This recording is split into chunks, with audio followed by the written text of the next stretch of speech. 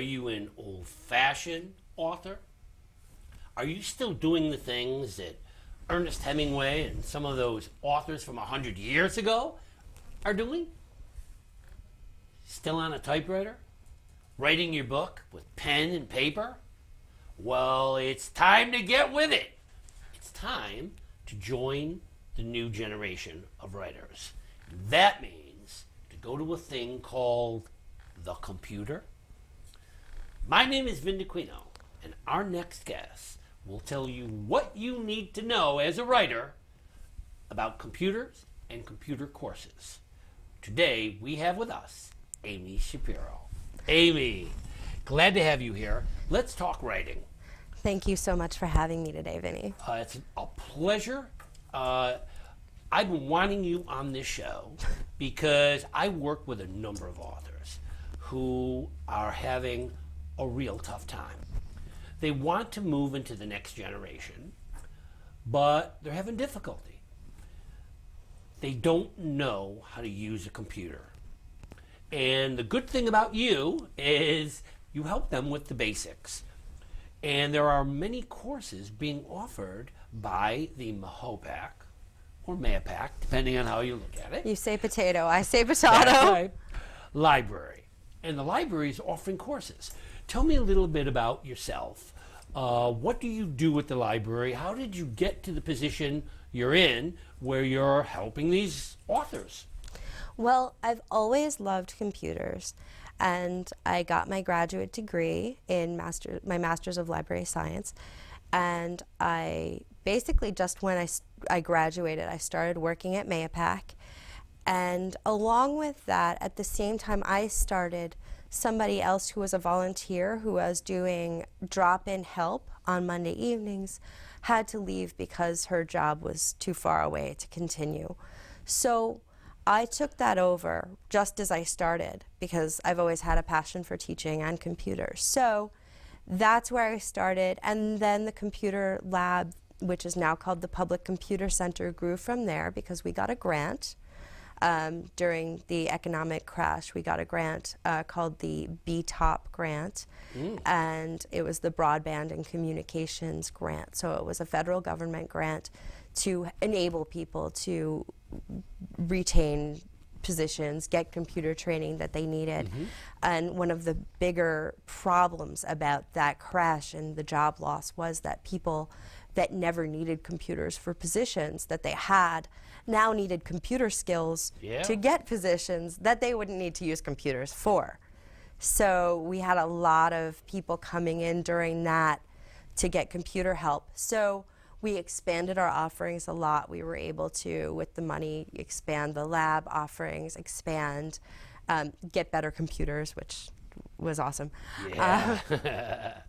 And we're continuing that growth cycle now. Yeah, I come from that school of authors who started at the kitchen table with pen and ink. When I did Kiss the Candy Days Goodbye, that entire book was written in pen and ink.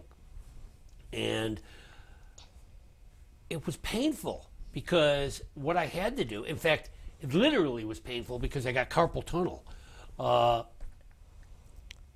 Then I had to transfer all of the handwriting to the typewriter. And I had a typewriter that was probably very much the one that Ernest Hemingway used out there on the field. You know, it wasn't even an electric. Then I finally got an electric. Finally became the Selectric. Ooh. So, whoa, I had the ball with the different fonts. And that was wild because then I could use different fonts and it could look different. But if I made mistakes, I had to retype the whole thing. I couldn't type. I still can't type, really. I mean, I'm still hunting and pecking my way. I gave the typing teacher at the school where I was teaching heart palpitations every time she saw me working on the computer. But I finally would type this thing out, it'd have a million mistakes. I had to pay people to retype it, and it got to be expensive. So when the computer finally came through in stages.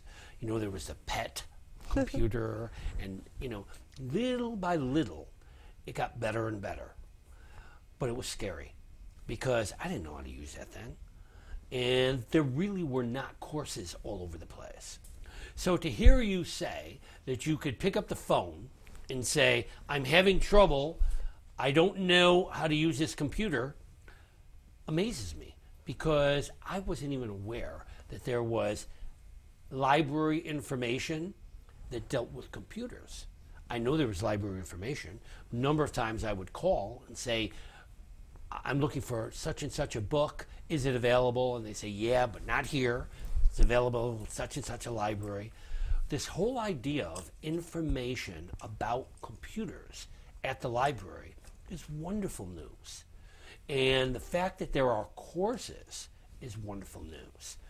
Tell me about some of the courses that are being offered at this time at the library.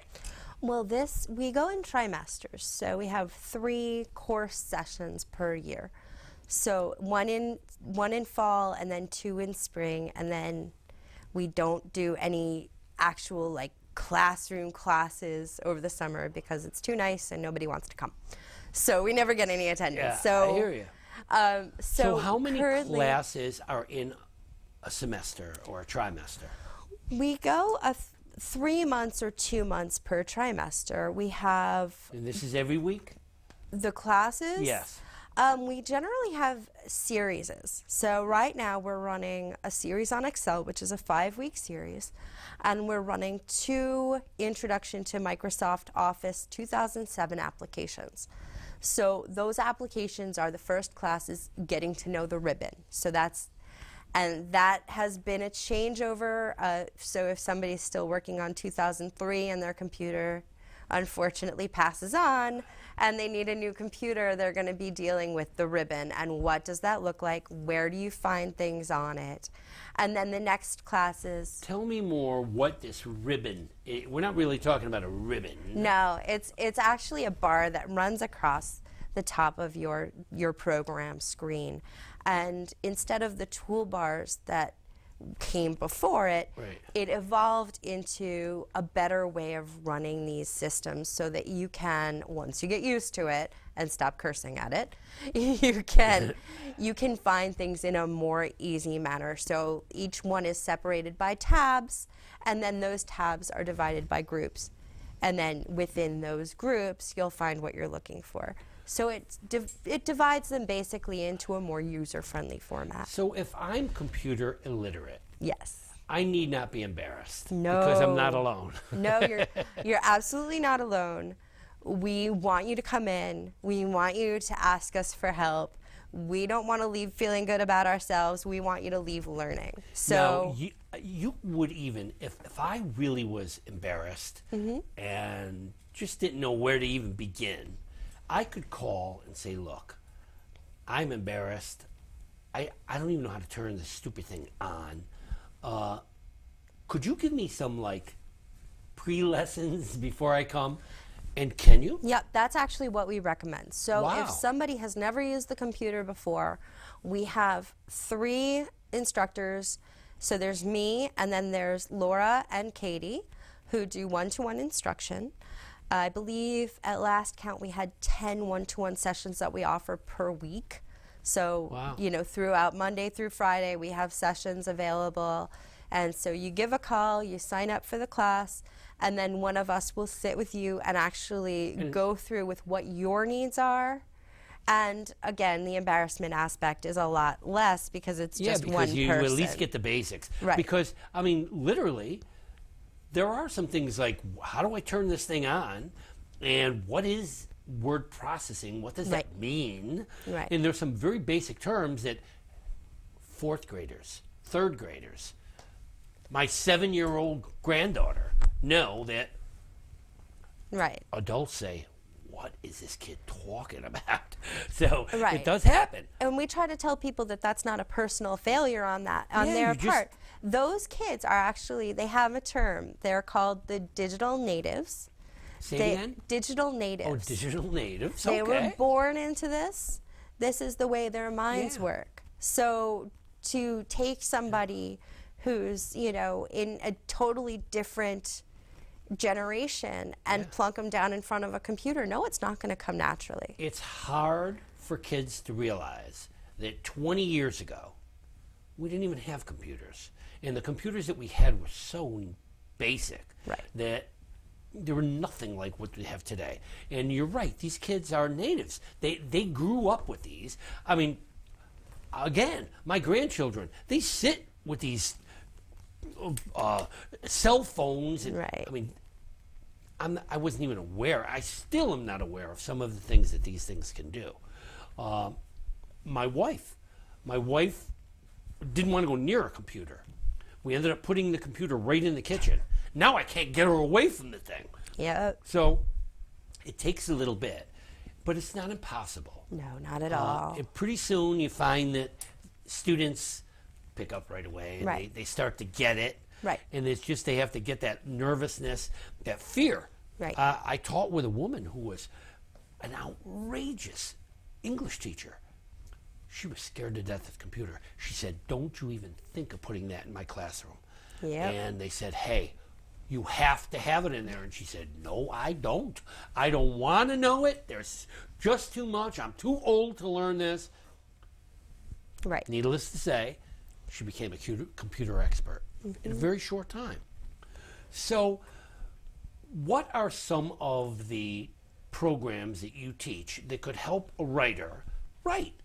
Well, the first thing that we can offer is we have Microsoft Word, which is again in our Introduction to Microsoft 2007 series. So Microsoft Word is a word processing program, and it's a program where you can type your story in, you can edit, you can revise, you could move whole pieces. When I decided that I didn't like a paragraph and wanted to move it to the end of the chapter, I had to retype the whole thing. Right. The whole manuscript, because you can't just move it. It changes all the numbering. This, you could change it. It changes by itself. You can copy and paste. You highlight it, pick it up, move it to another part. Right. Amazing. Amazing. What it can save an author. Then, when you're done playing on the screen, you press a button and it prints. Yeah. And it prints with no change. You can't even tell what changes you made because it corrects it for you. All that's amazing. So editing, revising, all of those things you teach. Right. And you do it little at a time? Well, if you come to a one-to-one session, we'll go at your pace. Okay. And then we also have drop-in classes, which you don't make any reservation. They're twice a week, from Mondays from 5:15 to 8:15. Wow, so you literally can drop in? Yeah. Wow, that's wonderful. And Thursdays from 1 to 4. We are there. You come in. If you have a question on your mind, it could be 5 minutes, it could be 3 hours, because that's how long we're there. So I'm typing, and I'm doing my story, and oh my God, I'm stuck. I could pick up the phone and say, "Amy, how in the world do I get this to do this?" And you'll say, "Come on in." Yes. And I'll come in, and you'll say, "Okay, let me see what's happening." I say, "Well, look, when I do this, I can't do this." And you go, "Okay, well, try doing this. Right. Type this and this and this," and you'll do that. Wow, that's wonderful. We do, if you call and you ask a question, we will try to help you, but we have limited amounts of information at our fingertips because we don't know, necessarily what's going on, and if you're trying to describe it to us, it might be a little hard. Right, so generally coming in is the best way to go. It's like the car, that commercial with my car's going bing bong, ding ding dong boom. Exactly. And same thing. You try to do that on the phone, it's not going to happen. You just say, "Look, come in." Right. And also, if you have a laptop, bring it in. We help you. And again, this all applies for anything except the group classes because we want everybody working on the same thing. Right, absolutely. But if you're having trouble with your smartphone, bring it in. If you're having trouble with your tablet, bring it in. If you're having trouble with your laptop, bring it in. Wow. So it's not just limited to like a laptop. It could be a desktop. It could be laptop. It could be phone, digital camera. Right. Now, when I did Hauntings of the Hudson River Valley was a nightmare because History Press said, look, we want to publish your book, but we want at least 50 pictures embedded in the text. Right. And I said, what you talking about? What do you mean embedded in the text? They said, well, we actually want to see the picture in there with the text. So when you say, I went to such and such gravestone, and you have a picture of the gravestone, we want the picture of the gravestone. Right. So send it to us together. And self-publishing is even harder because with self-publishing, they want it camera ready. So they want everything just the way it's going to appear when you send it to them. Now that could be a nightmare because you're going to have to take a picture with your digital camera. Then you're going to have to take your little card, put it in your computer, put the pictures in the computer, take them, paste them in. A lot of steps. And when you get through these steps, all of a sudden, it asks you to do something that makes you say, what? And that's where you can come in. You even help with digital cameras?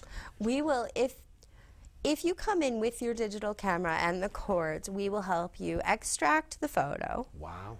And then, how to save that onto the computer, how to put that into your document, maybe write captions. Yeah. We can help you snazz up your document. Right. And you need to learn certain commands. Right. And some of the commands are simple when and if you know them. Right. If you don't, you're stuck. Right.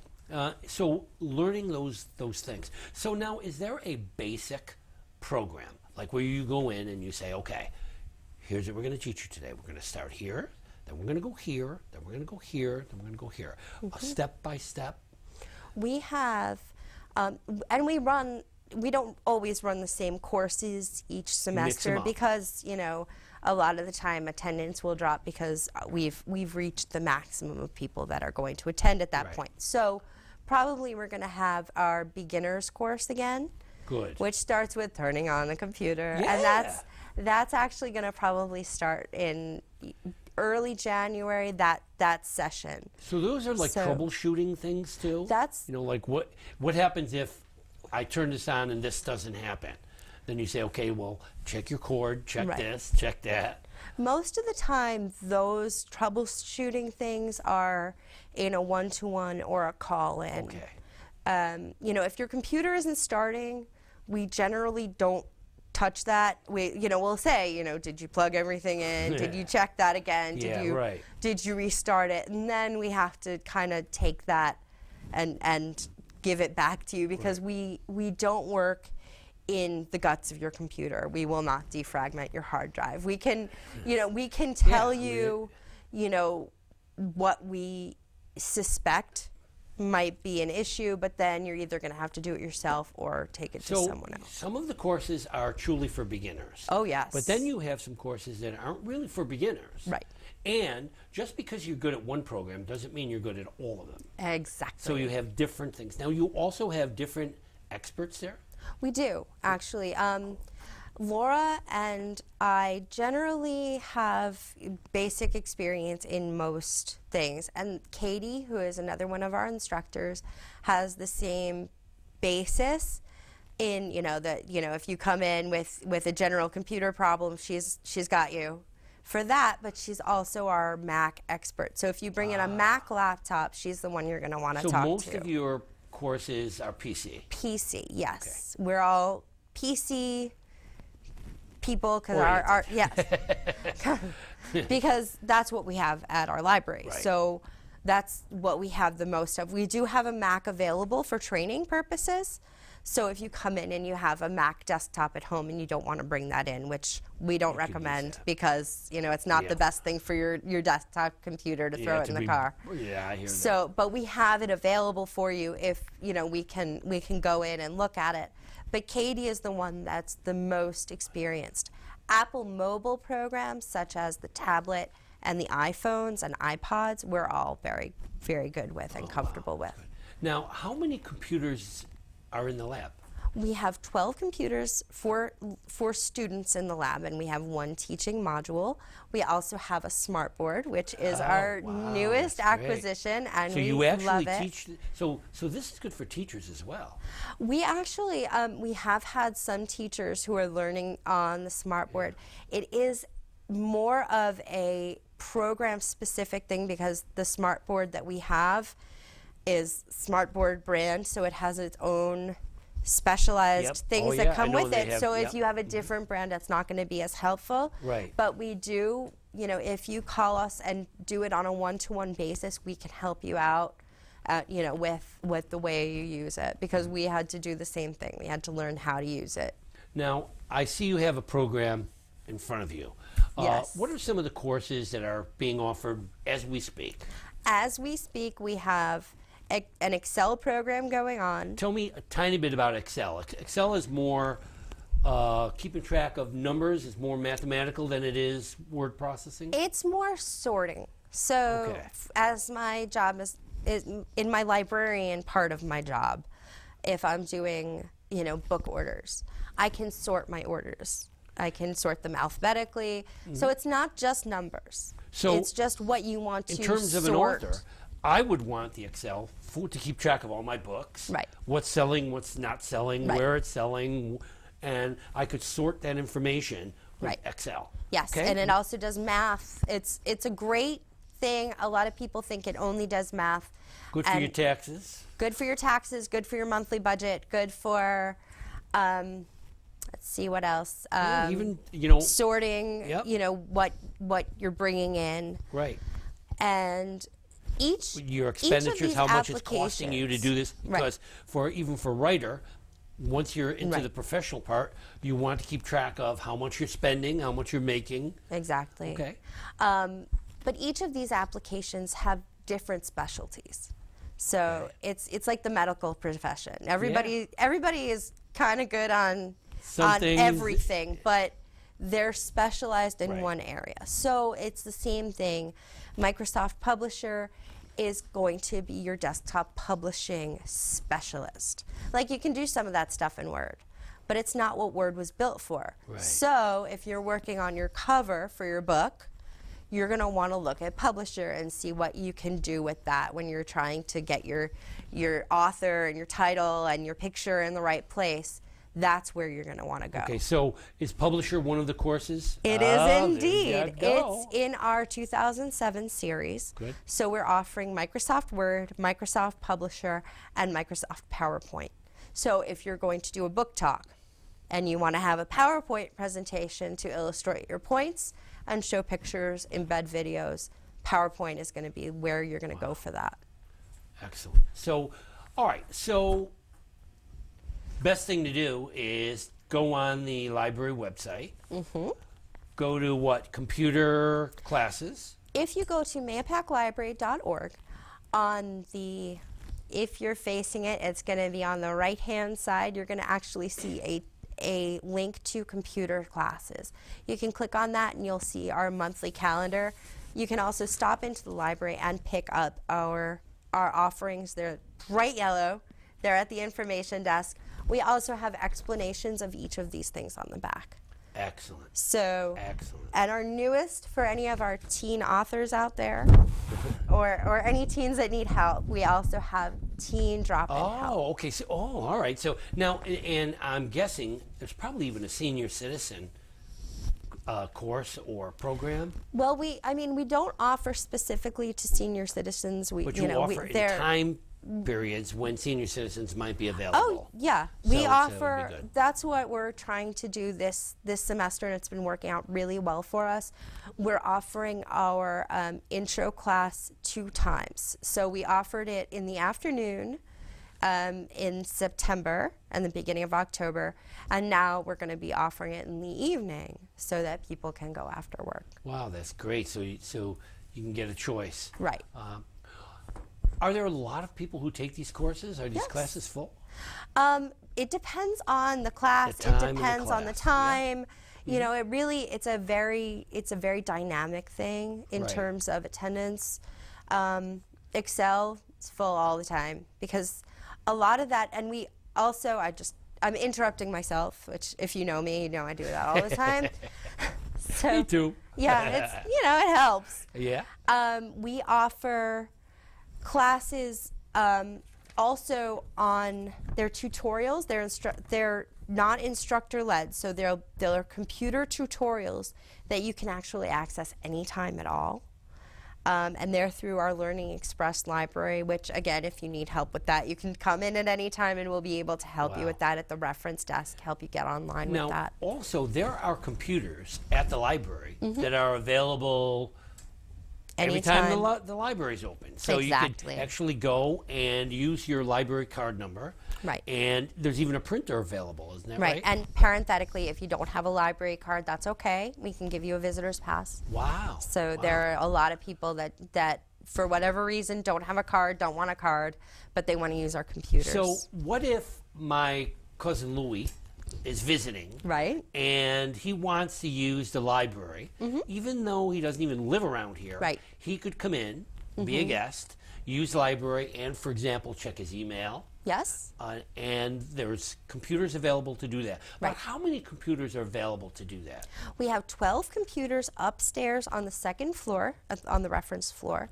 And we also have three 15-minute computers. So if you just need to check your email or print out your plane ticket or something, you can do that on the first floor by the information desk. Okay. And also we have computers in youth services. Wow. So for those people out there who watch this program online, right, is this unique to Mahopac, or do many libraries offer programs in computers? A lot of libraries are offering programs more and in more computers these days. As libraries are evolving, because libraries are always evolving. Libraries have been around since Egypt. So ancient Egypt had its libraries. And librarians back then were doing different things than librarians now.